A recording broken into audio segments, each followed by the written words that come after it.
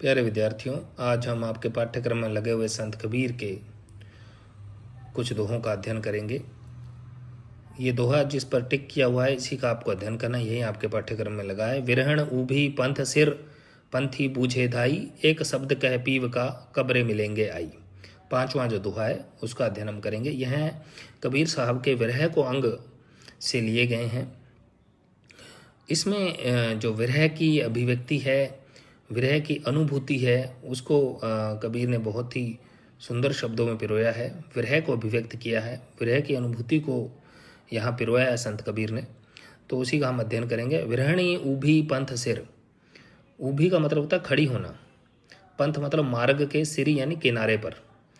विरहणी कहते हैं उसको जिसका पति प्रियतम जो है उससे दूर चला गया, जिससे वह बिछड़ चुकी है, अकेली रह रही है, उसके अभाव में रह रही है, उसकी याद में जी रही है। लेकिन यहाँ पर विरहणी का अर्थ है उस आत्मा से जो परमात्मा से बिछड़ी हुई है और परमात्मा की याद में तड़प रही है निरंतर उससे मिलने के लिए।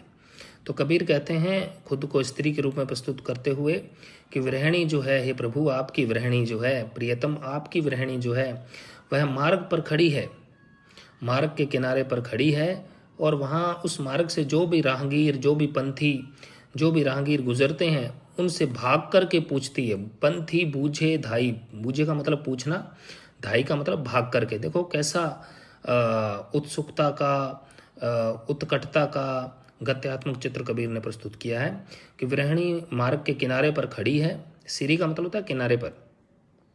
विरहणी जो है वह मार्ग के किनारे पर खड़ी है, और उस मार्ग से जो भी कोई पंथी, कोई राहगीर गुजरते हैं, कोई यात्री गुजरते हैं, तो उनको जब देखती है गुजरता हुआ तो दौड़ करके, भाग करके उनसे पूछती है अपने प्रियतम का पता।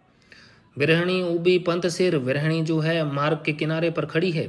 पंथी बूझे धाई, और जो भी कोई यात्री, राहगीर, पंथी उस मार्ग से गुजरता हुआ उसे दिखाई देता है, उसके पास दौड़ करके जाती है और उससे पूछती है कि मेरे प्रियतम के बारे में कुछ बता मुझे। अपने प्रियतम के बारे में पूछती है उससे। एक शब्द कह पीव का, कब्रे मिलेंगे आई। वह उसे जाकर के कहती है मुझे मेरे पिया का एक शब्द कह दो।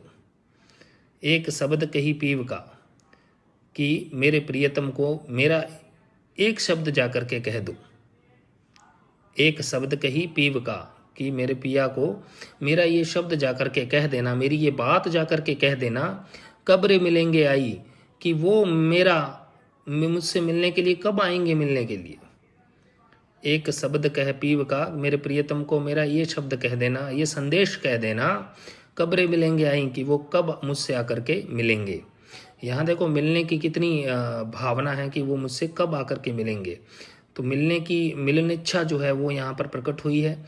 और पंथी के पास जब वह दौड़ करके जाती है तो कैसा गत्यात्मक चित्र और विरह की कैसी उत्कटता और तीव्रता उसमें व्यक्त हुई है। ऐसी विरह की उत्कटता और तीव्रता का गत्यात्मक चित्र संदेश राशक जो अब्दुल रहमान का लिखा हुआ है कि विरहणी के माध्यम से भी कवि ने दिखाया था, वैसा ही भाव यहाँ पर है। विरहणी जो है मार्ग के किनारे पर खड़ी है और किसी भी यात्री को आता हुआ देखती है तो उससे भाग करके पूछती है, भाग करके उससे पूछती है एक शब्द कह पीव का, कब्रे मिलेंगे आई, कि मेरे पिया को एक शब्द, एक संदेश कह देना मेरा, कि वो मुझसे कब आकर के मिलेंगे। एक शब्द कही पीव का, कब्रे मिलेंगे आई, कि मेरे पिया को मेरा यह संदेश कह देना कि वो कब मुझसे आकर के मिलेंगे। मैं कब से ही उनकी प्रतीक्षा कर रही हूँ, उनसे मिलने के लिए तड़प रही हूँ। दूसरा अर्थ इस दूसरी पंक्ति का यूँ भी हो सकता है विद्यार्थियों कि एक शब्द कह पीव का, कब्रे मिलेंगे आई, कि उस पंथी से यह पूछ रही है कि तुम मुझे मेरे पिया का एक शब्द कह दो कि वो मुझसे कब आकर के मिलेंगे। तुम मुझे मेरे प्रियतम का एक शब्द कह दो, एक संदेश कह दो कि वो मुझसे कब आकर के मिलेंगे। ये भी इसका भाव हो सकता है। ठीक है, चाहे दोनों स्थितियों में एक सा ही मतलब निकलता है वैसे तो, कि वह मेरे प्रियतम का एक संदेश मुझे कह दो कि वो मुझसे कब आकर के मिलेंगे। मेरे प्रियतम का एक शब्द, एक संदेश कह दो कि वो मुझसे कब आकर के मिलेंगे। तो दोनों स्थितियों में अर्थ तो खैर वही है, मिला जुला, कि विरहणी मार्ग के किनारे पर खड़ी है, पंथी से भाग करके पूछती है कि प्रियतम का एक शब्द कह दो कि वह मुझसे कब आकर के मिलेंगे। प्रियतम का यह संदेश मुझे बता दो कि वो मुझसे कब आकर के मिलेंगे। मैं उनकी प्रतीक्षा करती करती बेहाल हो गई हूँ।